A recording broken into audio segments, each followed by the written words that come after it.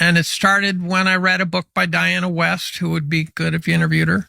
And it's this all revisionist history of World War II. And you go, well, why would you want to read that? Well, it turns out I think the story we got about World War II is all wrong. Actually. I think that's right. And then I read about FDR, and FDR's right-hand man was a Soviet spy. Certainly was. Right? And therefore... Confirmed. We should have been... One can make the argument we should have sided with Hitler and fought Stalin.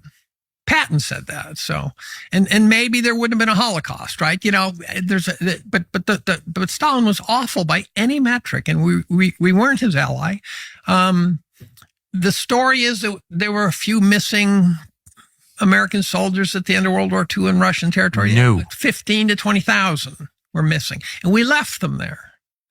And then you read about Pearl Harbor. We all sort of know the Pearl Harbor story is not what we were told, but I dug into that, and you find out we knew to the morning that Pearl Harbor was going to get attacked. Stalin knew it was going to be attacked. He wanted us to take the Japanese off his flank, and FDR's right-hand man was okay with that because he was a Soviet spy, right? Then I read about FDR in the Great Depression. You find out that every single penny he spent trying to help Amity Shlaes, the forgotten man, was spent to buy votes. Every last penny. He was a sociopath. And the only thing he could do was lie. He was a compulsive liar. His inner circle had to constantly cover for his lying.